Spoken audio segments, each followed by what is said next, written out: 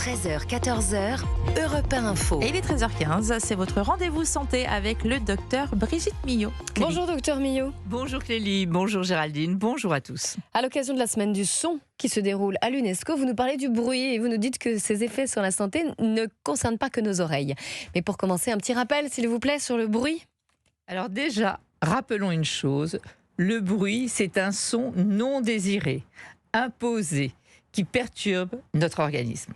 Prenons l'exemple d'une musique que vous aimez. C'est un son.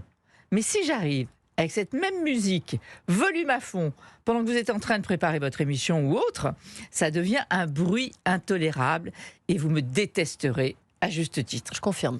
Rappelons aussi que le silence parfait n'existe pas et que le bruit peut être très positif quand il joue son rôle d'alerte pour vous prévenir d'un danger.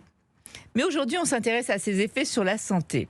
Alors certes, oui, on connaît ses effets sur nos oreilles, avec une baisse, voire parfois même une perte de l'audition, et les fameux acouphènes.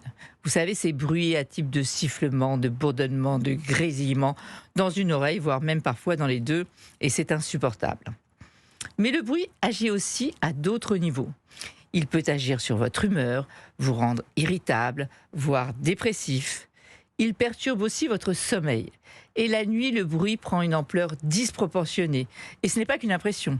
D'abord parce que l'environnement est plus calme. Un bruit modéré la journée devient intrusif la nuit. Mais surtout parce que le cerveau, même endormi, reste en alerte. Et le bruit active le système nerveux sympathique involontaire qui libère du cortisol, de l'adrénaline, deux hormones du stress. Ce qui provoque des micro-réveils souvent inconscients, donc un sommeil moins réparateur, une fatigue et des conséquences sur la mémoire.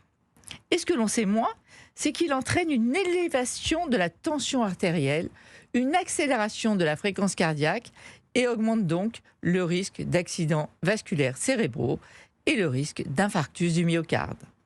Donc oui, le bruit n'est pas un simple désagrément, c'est un des principaux polluants environnementaux, donc protéger ses oreilles, c'est aussi préserver son audition, c'est protéger son cœur, c'est améliorer son sommeil et c'est préserver aussi son équilibre mental.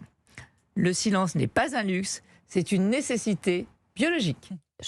J'en parlerai à mes voisins. Merci beaucoup Brigitte Millot.